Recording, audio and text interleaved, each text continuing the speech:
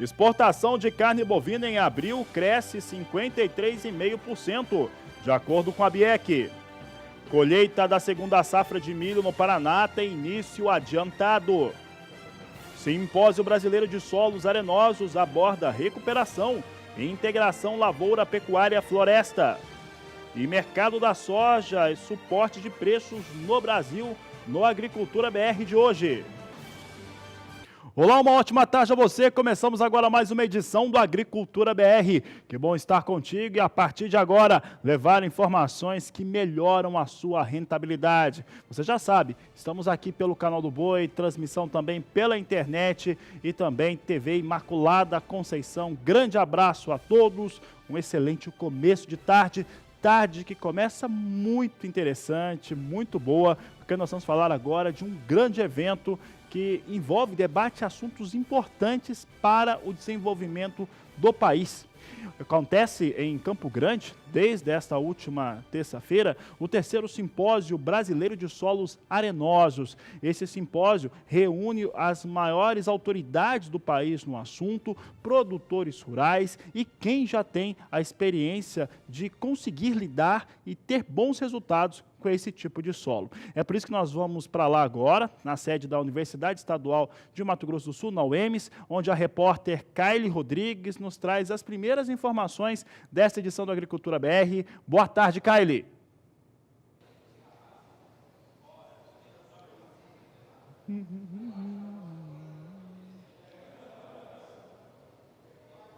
Boa tarde, Fabiano, a você e a todos que acompanham a nossa programação do Canal do Boi. É isso mesmo, aqui no simpósio, esse evento realizado pela Embrapa, várias unidades estão por aqui para tratar dessa questão dos solos, da integração lavoura-pecuária-floresta, né? E eu estou com uma pecuarista que veio palestrar, mostrar o seu caso de sucesso. Ela que é pecuarista da cidade de Maracaju, interior de Mato Grosso do Sul, é a Ana Nery Terra Souza, e você já faz essa integração utilizando a cana na sua propriedade. Boa tarde.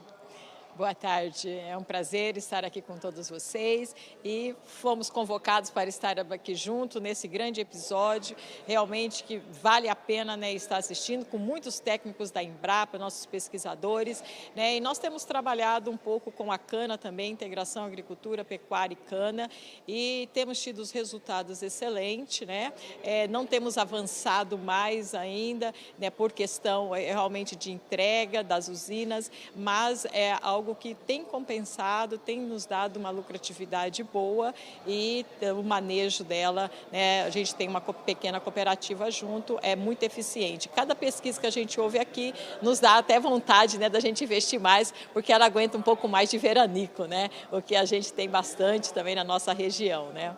Ana, e para o produtor que quer investir também na integração lavoura-pecuária, utilizando a cana, né? Como que é? O sistema é complicado, é difícil, tem tecnologia para ser aplicada no campo? Muito, né? A Fundação MS, ela já tem bastante pesquisa aí, pode nos auxiliar bastante, mas precisamos de uma excelente assistência técnica que possa, né, realmente estar fazendo esse papel, nos ensinando, nos assessorando de uma forma muito eficiente, porque ela tem os seus riscos também, né? Então, tudo que vamos investir, temos que investir muito no solo para que possamos colher excelentes, né, frutos realmente. E só uma boa assistência com conhecimento e referência, né, que sabe realmente quais são as variedades de produtividade, isso faz a grande diferença para nós. Ana, na prática, a gente escuta muito falar que a agricultura ela está mais avançada, mais à frente da pecuária, né? Você que trabalha na pecuária, mas também tem o pé na agricultura, né? Como que é a realidade? Você sente isso realmente? Uma está mais à frente que a outra?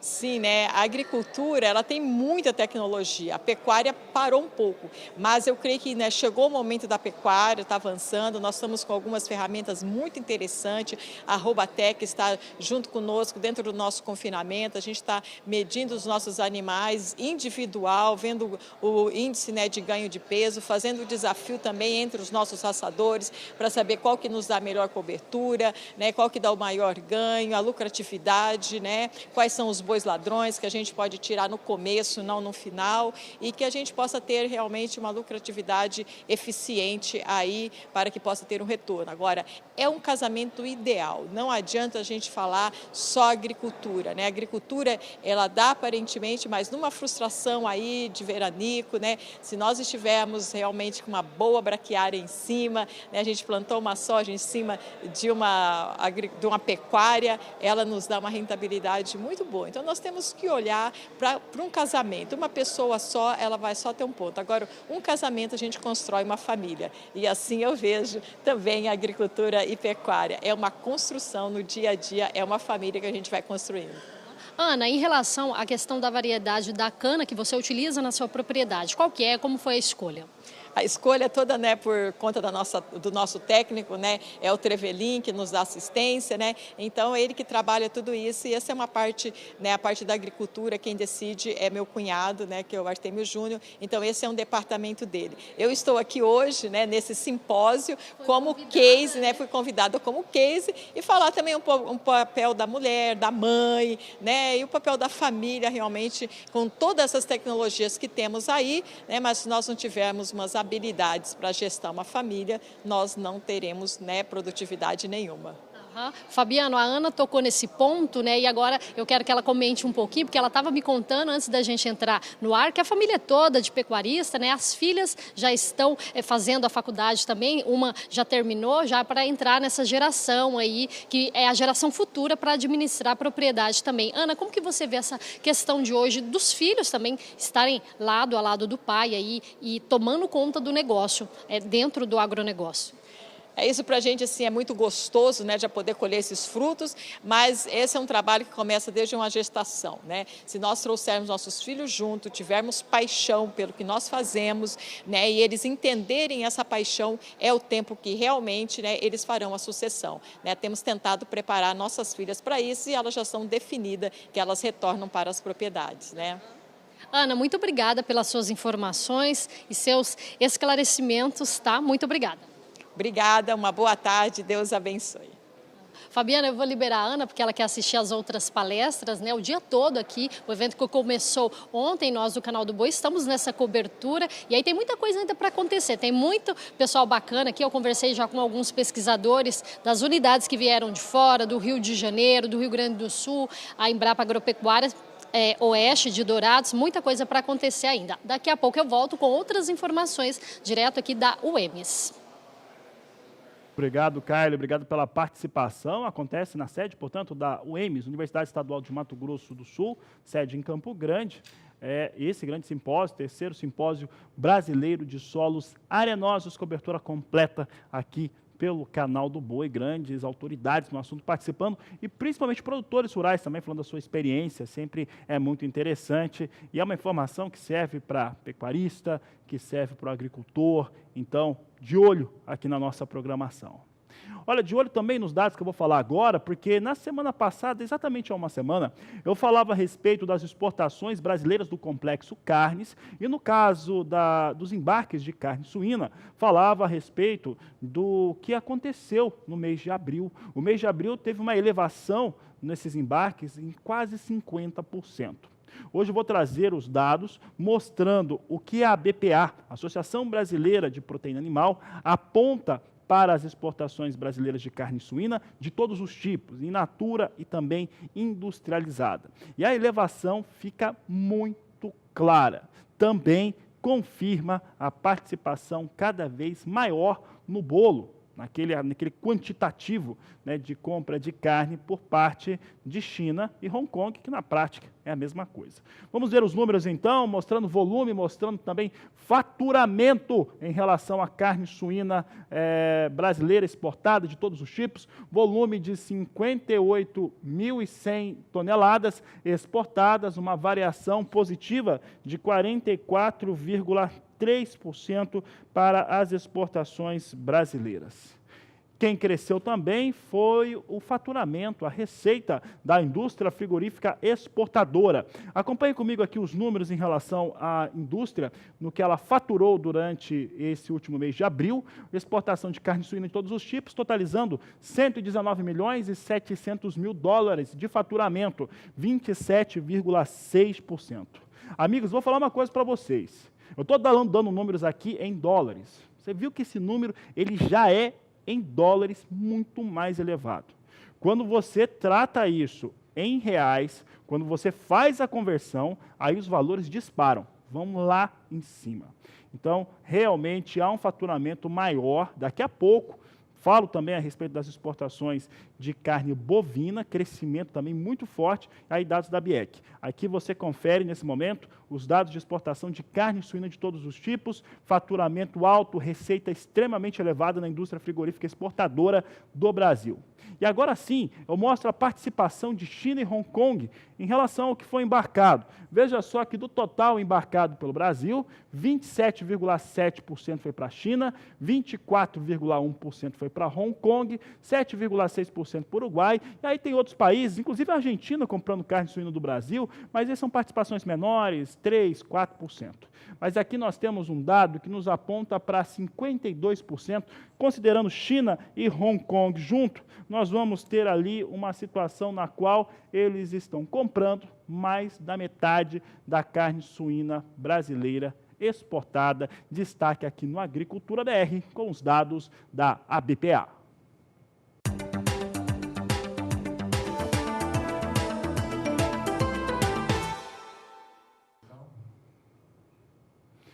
A Agricultura BR de volta, eu destaco alguns números. Há pouco, a consultoria AG Rural nos enviava aqui um balanço em torno do que acontece com milho e com soja. A empresa ela elevou a sua estimativa em relação à expectativa de produção de soja para o país. Ficou um pouco maior, mas isso não muda muito o cenário. Os cenários hoje eles estão muito mais envoltos da questão das estimativas de exportação para o Brasil e esse conflito entre Estados Unidos e China, que estão dando cada vez mais, estava caminhando, parecia, para um acordo, e agora parece que está mais distante, inclusive com a confirmação dos 200 bilhões de dólares em tributação que Estados Unidos vai impor à China, lista de produtos, inclusive ampliada, e parece que os Estados Unidos não vão ceder de impor isso a partir de sexta-feira. Isso deixou o mercado muito nervoso. Soja que, se ontem tinha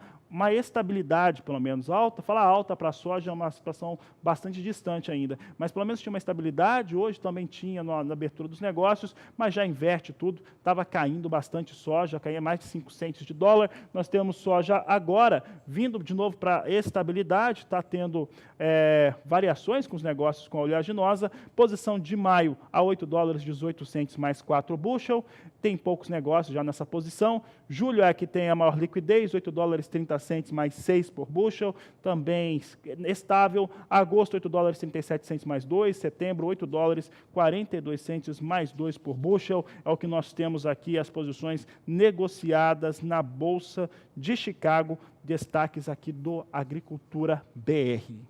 Falo agora do dólar, falo da moeda norte-americana. Dólar vai andando aqui no Brasil com os olhos, em cada um dos pontos. Um é em relação a como que tramita a reforma da Previdência aqui no Brasil. Mais uma vez, tem bastante, tem uma ebulição de informações vindas do governo federal. Isso, às vezes, é um facilitador, outras um dificultador. Mas do mercado de olho nessa tramitação da reforma da Previdência e o outro olho voltado para o que diz o mundo em relação a Estados Unidos e China. Em relação a Estados Unidos e China, como eu já disse, parece mais distante um acordo comercial entre os dois países. Vamos ver como é que vem o dólar comercial agora. Nós temos dólar recuando quase 1%, 0,99% de queda, vem a R$ 3,92 mais 9 a moeda norte-americana. É interessante sempre lembrar que a economia não é hegemônica, Você tem setores que têm situações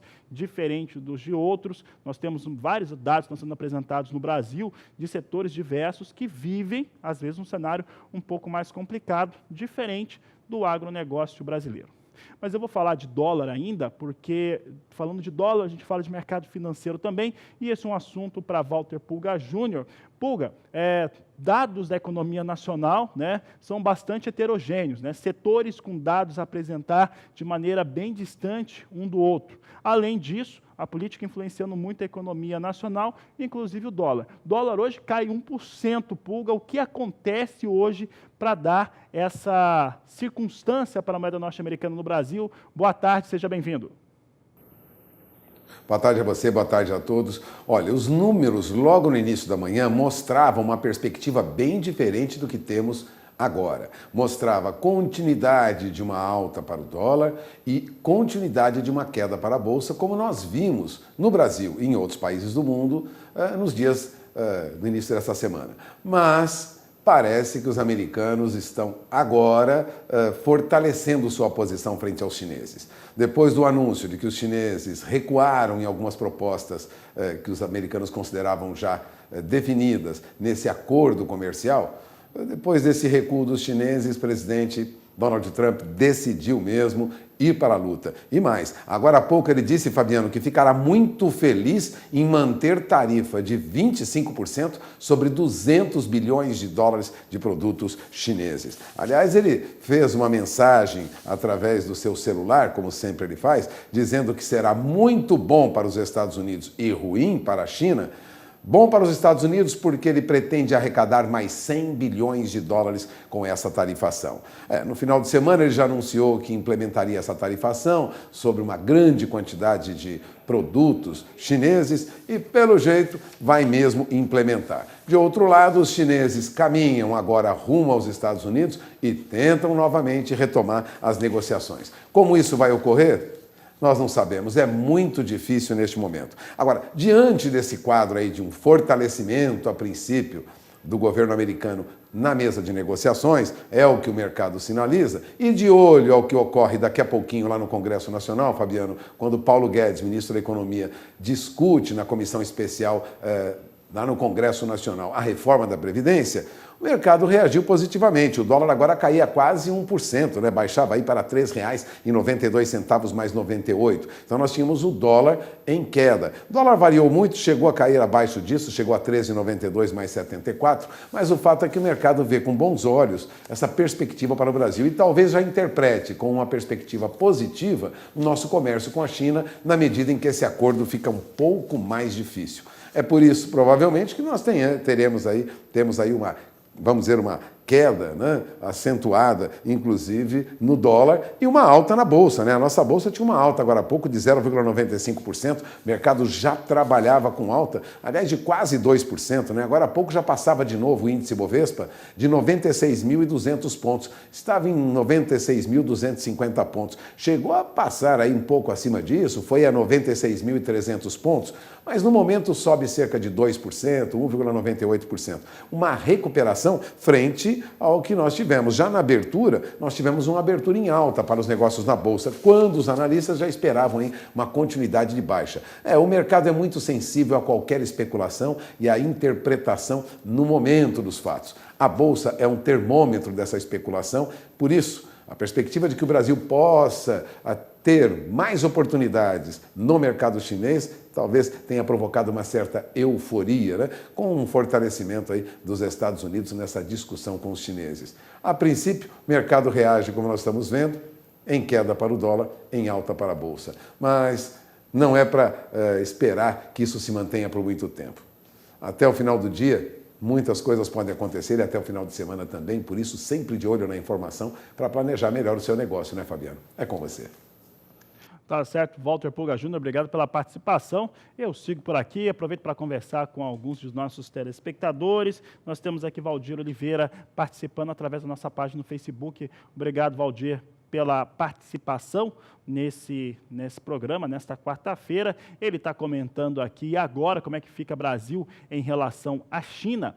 E um dos temas que ficam agora é que como há esse endurecimento por parte dos norte-americanos em relação aos chineses, a China ela tem poucas alternativas, porque a China não negocia apenas as commodities agrícolas norte-americanas, mas também os seus produtos. Neste caso, fica bastante bastante sensível em relação a alguns fatores. Mas aqui a nossa crença segue sendo que China, pelo menos com um governo como é de Donald Trump, ela vai ficar bastante desconfiada em relação a confiar compra de alimentos dos Estados Unidos. Por isso que deve mesmo continuar tendo uma compra maior, e talvez o mercado esteja sinalizando bastante para isso, comprando uma quantia maior de outros países capazes de fazer o fornecimento desse tipo de produto, como soja e como carne suína. Nesse caso, entra na situação Paraguai, Argentina e principalmente Brasil. Falo agora a respeito do que vem acontecendo com soja nas negociações dos portos do país. Vamos ver o que a Gran nos diz para nós no dia de hoje. Nós temos hoje Porto de Santos a R$ 74,00 a saca, Paranaguá também, é o que apura a Granos Corretora. Um grande abraço para a Granos. Olha, você pode ver, nesse momento que nós temos soja na estabilidade, boa parte do dia a soja hoje ela recuava, na verdade, agora vem estável e o dólar cai 1%. Então, o que acontece para a soja se recuperar frente aos valores negociados no dia de ontem?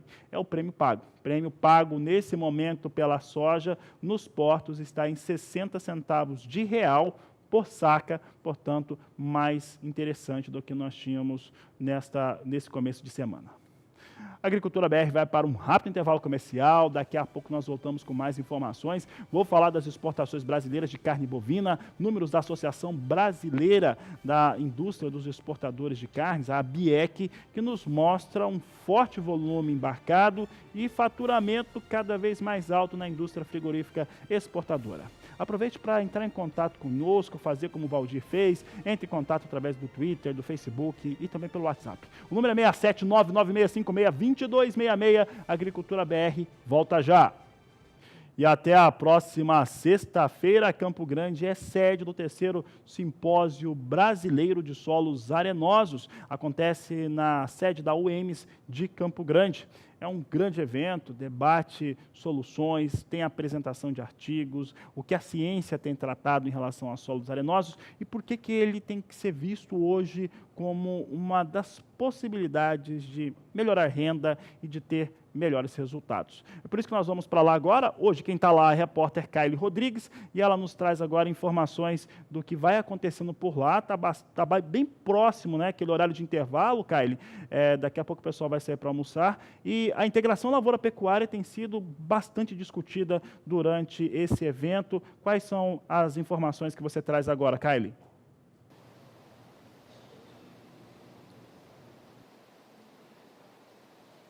Oi, Fabiano, manejo de solo e o cultivo da cana-de-açúcar. Essa foi uma das palestras que aconteceram hoje cedo aqui pela manhã e quem ministrou a palestra foi o pesquisador Denizarte Bolognese, que é do Instituto Agronômico de Campinas. Nós vamos saber como que está a situação da cana-de-açúcar na região, né? Região de São Paulo, onde é grande, né, a produção, como que está por lá e como que estão os trabalhos do Instituto. Boa tarde, pesquisador.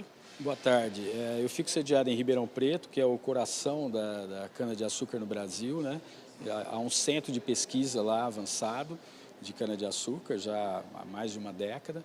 E os trabalhos que nós viemos hoje participar desse evento sobre solos arenosos para mostrar que é viável, é factível, né? O laço de conhecimento técnico que nós temos hoje permitem recomendar que em muitas situações o canavicultor pode utilizar os princípios da agricultura conservacionista, que é a manutenção do resíduo, mínimo revolvimento do solo e adoção de rotação de culturas como prática para redução de custo e aumento de produtividade em canavial.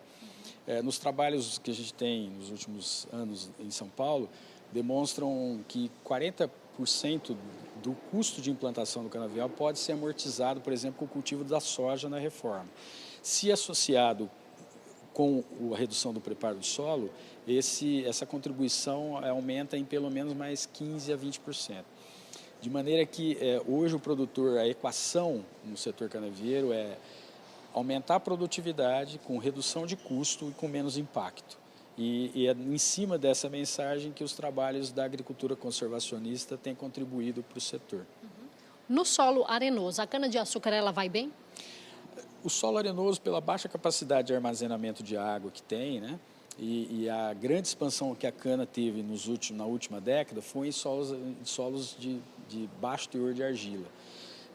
Realmente as produtividades das culturas tendem a ser menores, porque tem um risco de sofrer com veranicos maior. Agora, justamente saber manejar o solo e conviver com a palhada da cana, que hoje não é mais queimada, né? Tem a cana crua, é um caminho para diminuir essa vulnerabilidade dos solos arenosos. Então, se o laço de conhecimento que nós temos no IAC em 20 anos demonstra que para solos argilosos a gente tem a chance de ganhar em pelo menos 10 toneladas por hectare, tá? E reduzir em 30% o custo de produção, eu posso inferir que em solos arenosos a perspectiva é melhor ainda. E a questão da sustentabilidade, isso se confirma, é positivo também nesse sistema? Sim, sim. A gente sabe que os trabalhos de pesquisa têm demonstrado isso. Quando nós associamos a cana crua com a redução de preparo, a chance de aumentar o carbono no solo é em torno de 1 tonelada por hectare por ano. Então, isso tem um impacto para as empresas do setor, porque podem mostrar que o etanol e a cana-de-açúcar conseguem mitigar gases de efeito estufa, por exemplo. Isso tem um link muito forte com a questão da sustentabilidade, mas eu vou preferir o aspecto da sustentabilidade, que é o bolso do produtor. Hoje o produtor teve, nos últimos 11 anos, teve um aumento de 170% no custo por tonelada de cana produzida. E o caminho para melhorar essa equação é fazer agricultura com inteligência, é fazer uma agricultura que valorize a qualidade e a melhoria da matéria orgânica no solo. E nesse aspecto eu acho que é uma proposta de extrema sustentabilidade para o produtor. E o produtor, ele está atento a essa questão? Sim, em São Paulo a gente pode dizer que hoje quase que 20 a 30 mil hectares já adotam essa tecnologia. É pouco perto do universo de cana que nós temos no Centro-Sul, mas eu acredito que tem uma perspectiva de crescimento bastante grande. Muito obrigada pelas suas informações, pesquisador. Fabiano, essas foram as informações do simpósio, né, que eu trouxe aí para o seu programa. Hoje o José Cunha vai estar também por aqui cobrindo todas as informações. O evento que ainda tem amanhã, né, e na sexta encerra num dia de campo em uma fazenda que é modelo, né, referência neste assunto. Com essas informações, eu devolvo o sinal aí para você no estúdio. Obrigado, Kaeli Rodrigues. Um grande abraço ao pesquisador e a todos os participantes aí do 3º Simpósio Brasileiro de Solos Arenosos, cobertura completa aqui pelo Canal do Boi. Vou falar agora de exportação de carne bovina. E eu vou começar dizendo o seguinte: olha, exportação de volume, daquilo que foi embarcado no mês de abril, subiu mais 50%, 53,3% a mais de carne bovina que saiu do Brasil, de todos os tipos, mas principalmente in natura.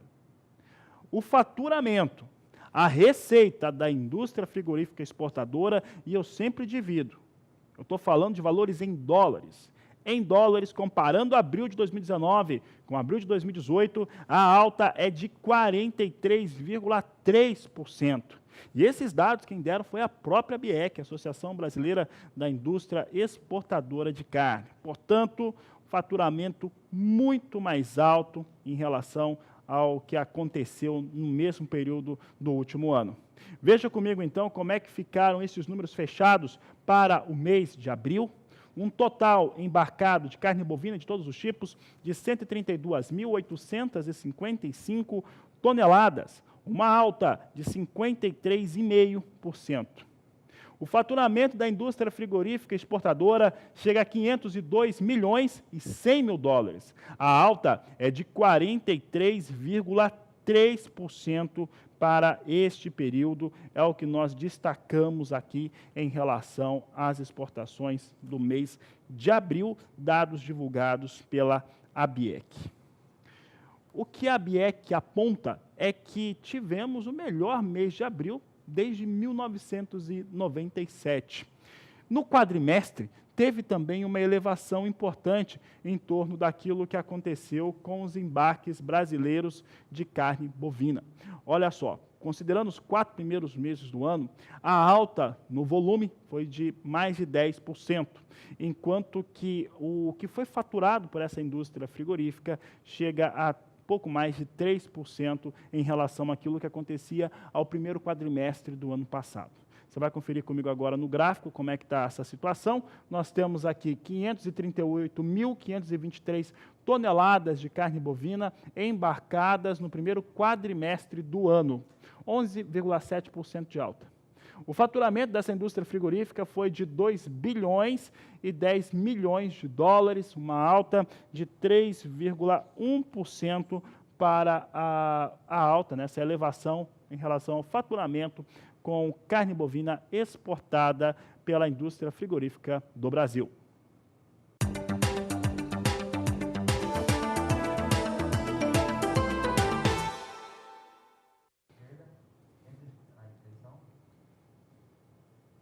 E um pouco antes dessa edição do Agricultura BR entrar no ar, a AG Rural atualizou os números daquilo que acontece com o milho no Brasil, em torno das suas estimativas de produção. E os números apresentados pela AG Rural apresentam uma segunda safra de milho que deve ser recorde no país, superando o recorde anterior. É o que nós vamos mostrar agora. Começando dessa segunda safra, ou safrinha, vamos ver os números, então, que foram divulgados por AG Rural nesta quarta-feira. Veja só que aqui nós trazemos um comparativo, porque a AG Rural traz os números do Centro-Sul, a Conab pega do país inteiro, então são dados cruzados. Olha só, em 2017, o recorde de produção de milho em segunda safra. A soma total foi de 67 milhões e 400 mil toneladas. Em 2018, a segunda safra de milho totalizou 53 milhões e 900 mil toneladas de milho. E agora, em 2019, a estimativa da AG Rural é de 73 milhões e 500 mil toneladas. Isso seria um recorde absoluto para a produção em segunda safra. E já que a primeira safra no Brasil foi boa, foi uma primeira safra interessante, considerando uma segunda safra recorde como essa, o que se esperar? De uma safra total de milho igualmente recorde. Vamos ver os números? Olha só, a safra deve ser recorde no Brasil, já que a campanha 16-17 somou, de acordo com a AG Rural, usando dados da própria consultoria e da Conab, 97 milhões e 800 mil toneladas. A 17-18, safra passada, 80 milhões e 700 mil toneladas de milho. A campanha 18-19 pode chegar a 99 milhões e 200 mil toneladas do cereal. É bastante milho sendo colocado à disposição do mercado. E olha, quando eu falo desses números que a AG Rural colocou, e quase todo mundo entende que a segunda safra de milho no Brasil vem muito interessante, porque se aproveita também para o desenvolvimento dessas chuvas que aconteceram no mês de março, mais intensa, a questão climática, a caixa d'água de solo, tudo contribuindo para ter muito milho no Brasil. E como a soja foi cultivada e depois colhida mais cedo, o que aconteceu? O milho também foi semeado mais cedo. E por ser semeado mais cedo, podemos dizer que alguns estados já até estão colhendo. É o caso do estado do Paraná, como informou o Departamento de Economia Rural, ligado à Secretaria de Agricultura do estado do Paraná. Por lá, apesar de ser um número pequeno ainda, simples, já chega a 1% a colheita do milho de segunda safra paranaense. Normalmente, vamos chamar assim, que o termômetro da colheita de milho no Paraná só começa a funcionar mesmo após o dia 15 de maio. Ele já está rodando. Já começou o mês com colheita de milho. Isso mostra muito claramente que vamos ter aquilo que eu já tenho dito já há bastante tempo. Milho começou a ser cultivado, semeado mais cedo, vai ser colhido mais cedo. Isso muda a situação de mercado, tanto para quem tem milho para vender, quanto quer milho para comprar. Mexe com os preços. Vamos ver então como é que vem estado do Paraná. Estado do Paraná que chega a 1% da sua área colhida até o dia 6 de maio, portanto, uma semana de maio já tem 1% de colheita. Parece pouco, mas para o período período é muito, e tem uma produção estimada de 13 milhões e 20 mil toneladas de milho em segunda safra, de acordo com os dados do Departamento de Economia Rural da Secretaria de Agricultura do Paraná.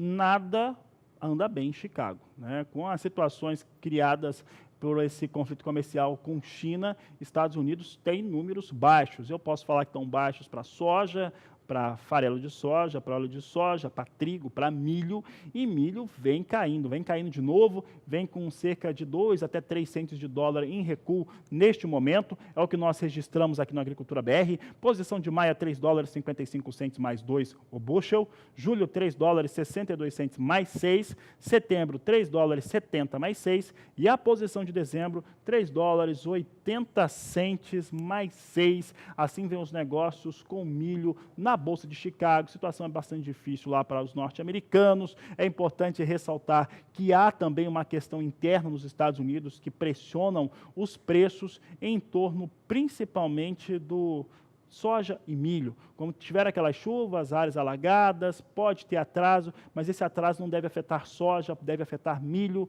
em relação ao período ideal de cultivo, e se isso acontecer, alguns produtores, algumas áreas que estavam até então planejadas para milho, podem ser destinadas para soja, mas isso depende de muita coisa, porque se os insumos já foram adquiridos para milho, é bem difícil alterar neste momento, apesar de ser uma especulação bastante comum nos Estados Unidos. A Agricultura BR vai para um rápido intervalo comercial. Daqui a pouco eu volto falando do mercado de café.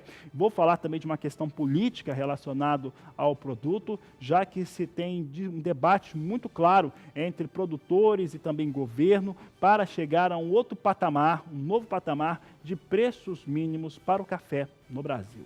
A Agricultura BR vai para o intervalo e volta em instantes.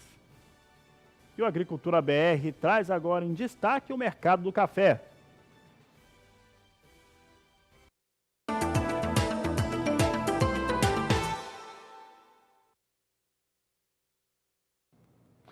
E agora eu trago uma informação importante, já que representantes do governo, parlamentares e também pessoas envolvidas no setor do café estiveram reunidos no Ministério da Agricultura para debater uma situação que é das mais complicadas. Nunca vimos uma pressão tão forte sobre os preços do café aqui no Brasil. Essa pressão ela vem de fora. Ela vem principalmente da Bolsa de Nova York, plataforma Ice Futures, onde lá se tem a maior negociação internacional com o café do mundo. Se há a maior negociação de café do mundo é porque se negocia o café do Brasil, que é o maior produtor. Os preços são tão baixos que rondam os piores cenários dos últimos 13 anos. Volta e meia vai ali rasando nos piores preços deste período. Há também uma situação aqui das últimas safras brasileiras, que teve uma safra recorde, vem para uma safra de bienalidade negativa, mas ainda assim muito cheia, o que tem ajudado a dar argumento para os investidores em Nova York para jogar o preço do café lá embaixo. A expectativa hoje do setor e de quem está no negócio é de que se tenha novos patamares, novos valores para o preço mínimo do café no Brasil. O governo federal já sinalizou que isso deve ocorrer mesmo, mas o fato é que boa parte dos produtores de café no Brasil não estão conseguindo ter valores remuneradores para a sua produção. E a situação vai se agravando todos os dias, porque vai dilapidando o patrimônio do cidadão brasileiro, desse produtor de café. Falado isso, vamos saber como é que vem os negócios na Bolsa de Nova York para o café arábica. É o que você acompanha comigo, é onde está negociado o café brasileiro, boa parte dele, e você vê aqui que mesmo num dia de alta, os preços são ruins. Posição de maio vem a 87 centes mais 60 a libra peso. Julho, 89 centes a libra peso. Setembro, posição onde tem boa parte da safra brasileira negociada, 91 centes mais 30 por libra peso. Dezembro, 94 centes mais 80 por libra peso. Hoje o dia até é de ganho para os negócios com café em Nova York, mas os preços são péssimos em relação àquilo que se tinha no Brasil. Basicamente, essa ligeira alta que nós temos aqui no café hoje, mal recupera a queda do dólar hoje. O dólar está caindo cerca de 1%, então praticamente fica na mesma situação.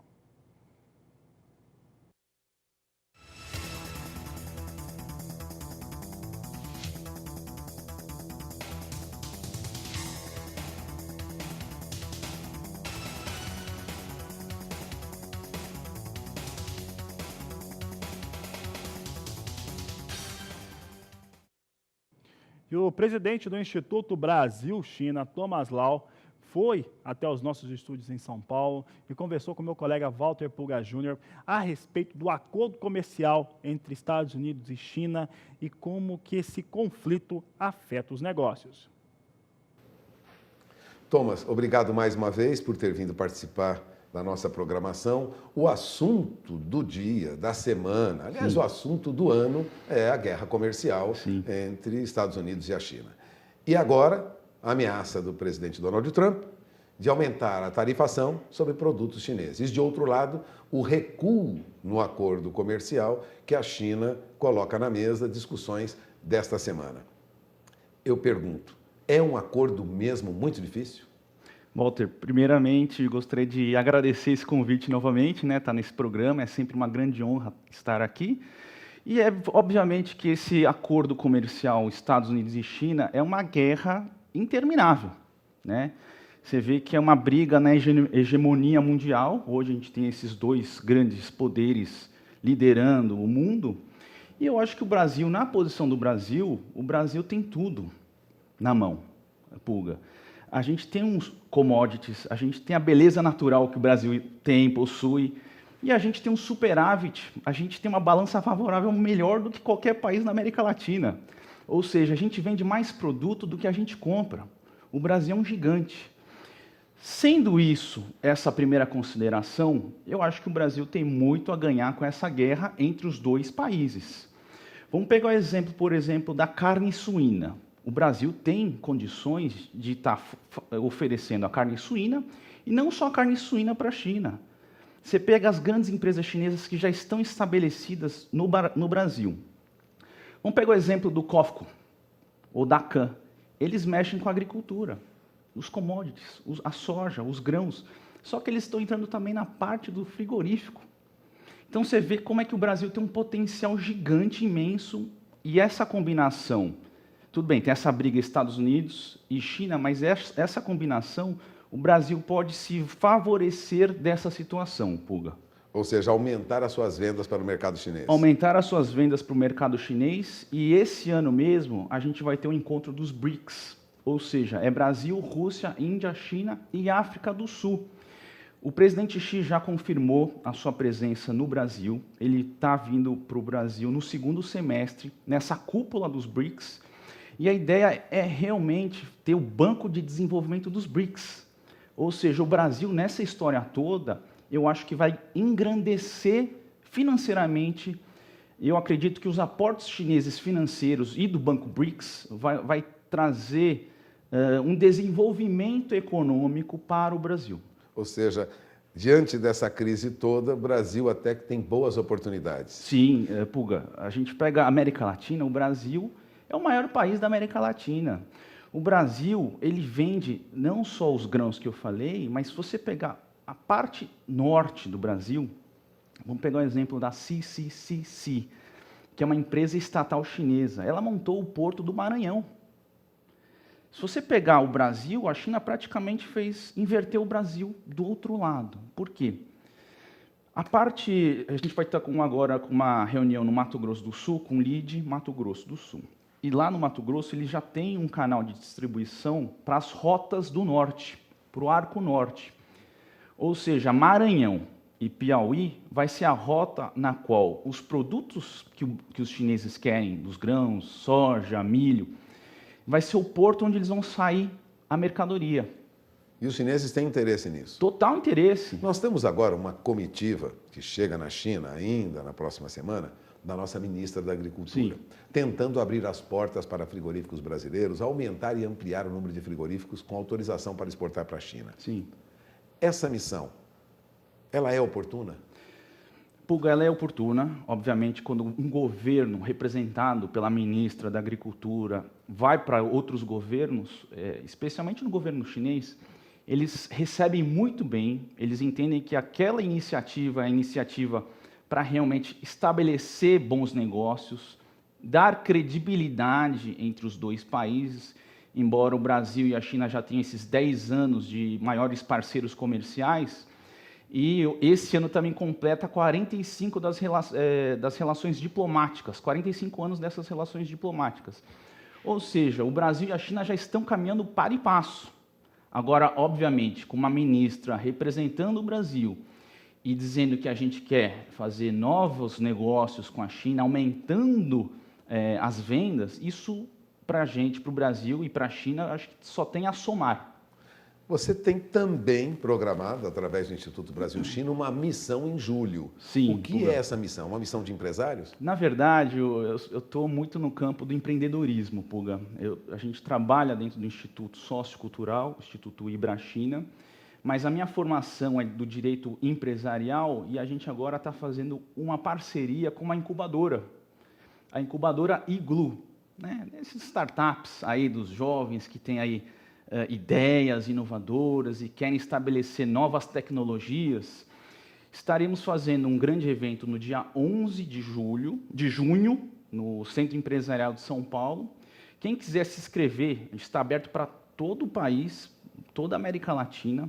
Nesse concurso, pode se inscrever no nosso site, é www.ibrachina.com.br.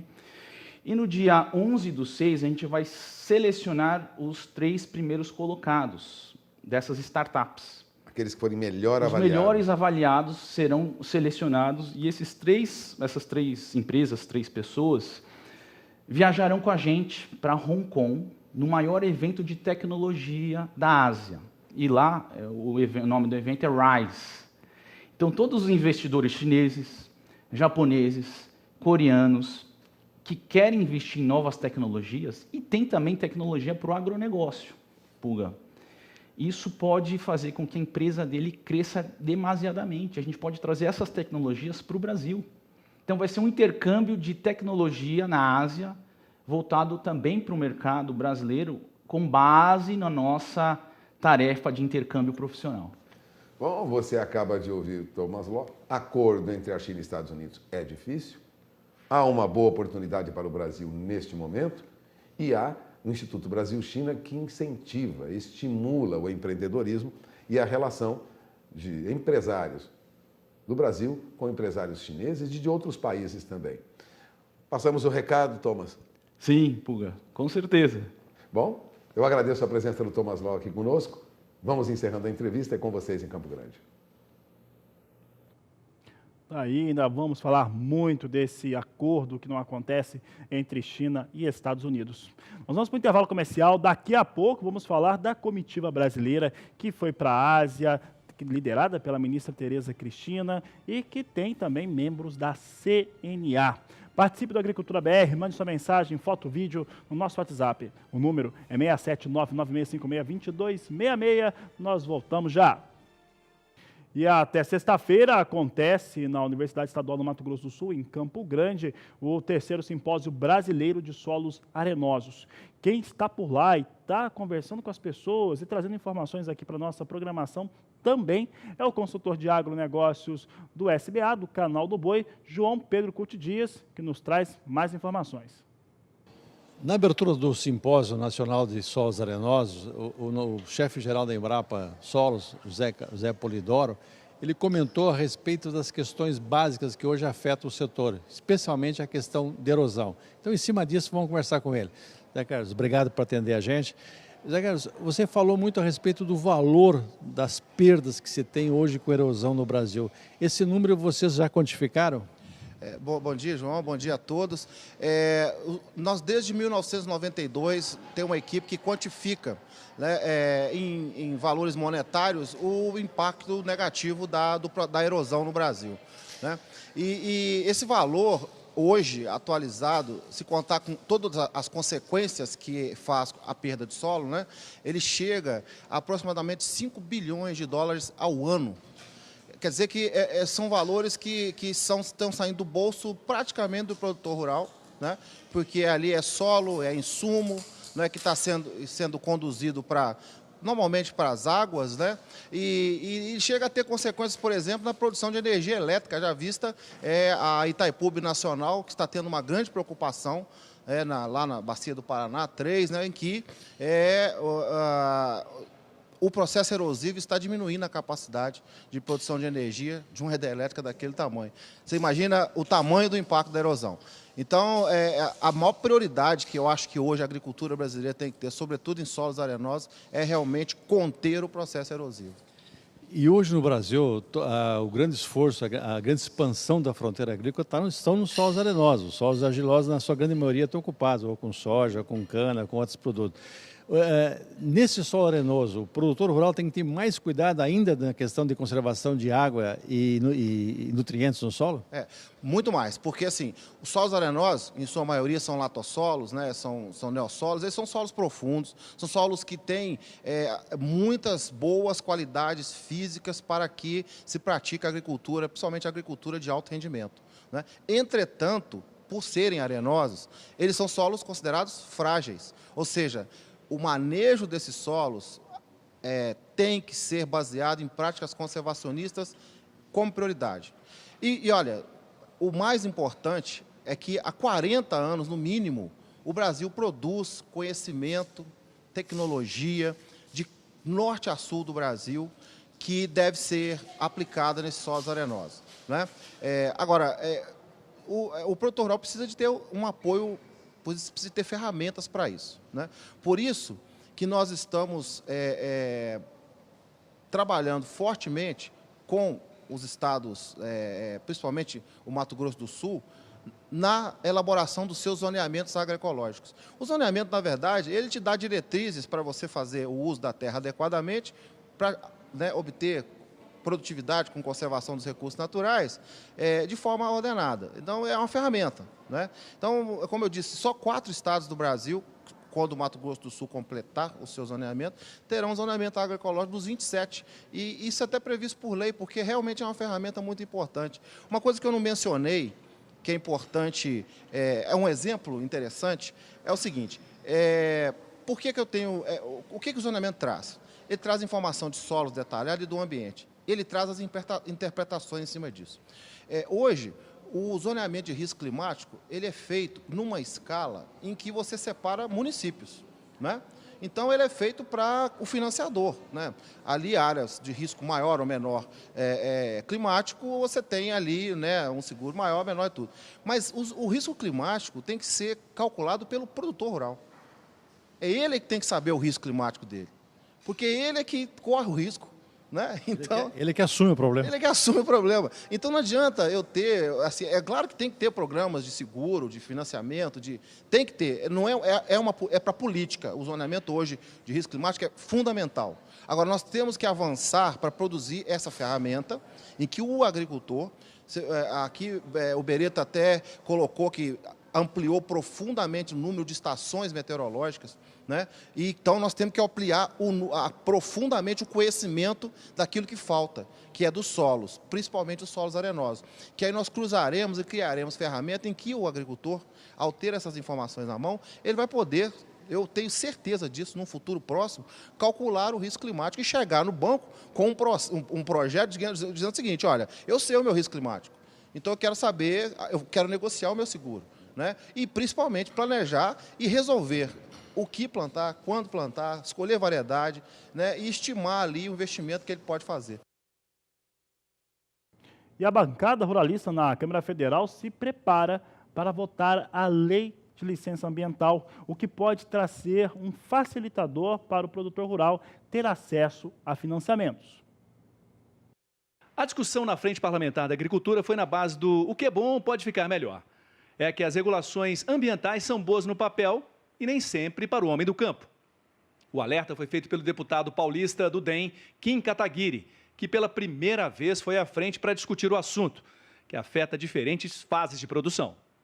É difícil a gente traçar um prazo com base na legislação atual, porque ela dá tanta discricionariedade para o poder público que em cada localidade você tem um prazo diferente e mesmo na mesma localidade, com fiscalizadores diferentes, você tem prazos diferentes. Ou seja, a lei é tão pouco objetiva que nem isso, nem uma estimativa você consegue fazer porque os dados simplesmente não existem, né? Então, o que a gente tem hoje com a nova legislação é que a gente vai passar a ter essas métricas, né? O que é permitido, o que não é permitido. O que a gente tem hoje, principalmente na área de infraestrutura, são exemplos de pavimentação de estradas ou mesmo de construção de linhões, aí o mais famoso indo para Roraima, que já demoram mais de 10 anos em razão do licenciamento ambiental, sendo que hoje, né, para citar o exemplo de Roraima, a gente está utilizando termoelétrica, que é muito pior para o meio ambiente do que a gente construiu o Leão. A lei de licenciamento ambiental já tramita no Congresso e vem correndo paralela ao Código Florestal, que é de 2012.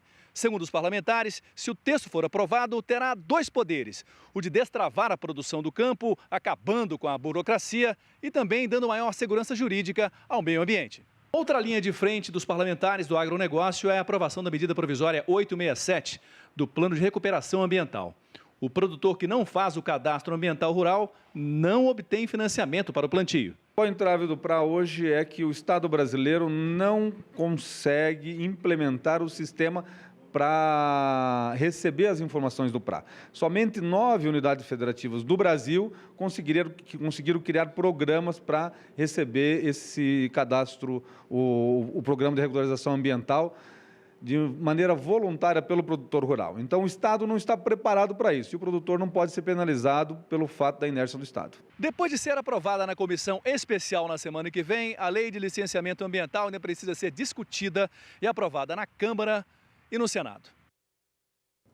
Aí, Saulo Lopes com as informações do licenciamento ambiental. E agora eu falo a respeito da comitiva brasileira liderada pela ministra da Agricultura, Tereza Cristina Corrêa da Costa, que está na Ásia. Vai passar por Camboja, por Japão, por Vietnã e vai concluir essa viagem lá na China, onde estão depositadas a maior parte de nossas expectativas. Nessa comitiva formada pela ministra, tem muita gente, inclusive representantes da CNA, como mostra agora a repórter Annelise Nicolodi. O presidente da Federação da Agricultura aqui do Rio Grande do Sul e também diretor de Relações Internacionais da CNA, Gedeão Pereira, participa da missão.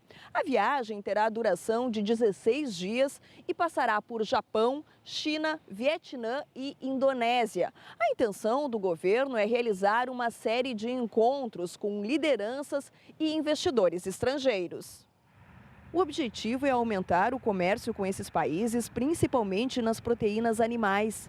O Brasil também tem interesse na abertura de mercado para as frutas brasileiras e no mercado de lácteos. Segundo o levantamento da CNA, em 2018, a China foi o principal destino das exportações do agronegócio brasileiro. O Japão ocupou a 6ª colocação, o Vietnã a 9ª e a Indonésia a 17ª. Juntos, esses países importaram mais de 40 bilhões de dólares em produtos do agronegócio brasileiro, cerca de 40% do total exportado no ano passado. A primeira parada da comitiva é o Japão, onde o grupo permanecerá por 5 dias. Do Rio Grande do Sul, Annelise Nicolodi. Aí, sucesso para essa comitiva. A Agricultura BR vai para o intervalo comercial. Daqui a pouco voltamos com as últimas informações dessa edição. Momentos finais dessa edição, a Agricultura BR traz para você agora como é que anda a soja em Chicago. Queda continua por lá, vai perdendo cerca de 2 centes de dólar. Não tem muita mudança em relação ao que aconteceu. Nós tínhamos até o mercado estável, né, mais para um viés positivo, mas agora não, agora vai mostrando queda mesmo. Maio, 8 dólares 15 centes o bushel, julho, 8,28, agosto, 8 dólares 34 centes por bushel e a posição de setembro, 8 dólares 40 centes mais 2 por bushel. Destaque de agora na Agricultura BR. que traz também o dólar. O dólar caía quase 1% na abertura do programa. Vamos ver como é que está agora. Coloca o dólar aqui, continua caindo, mas agora cai menos. 0,86% de queda, R$ 3,93, mais 5 para a moeda norte-americana.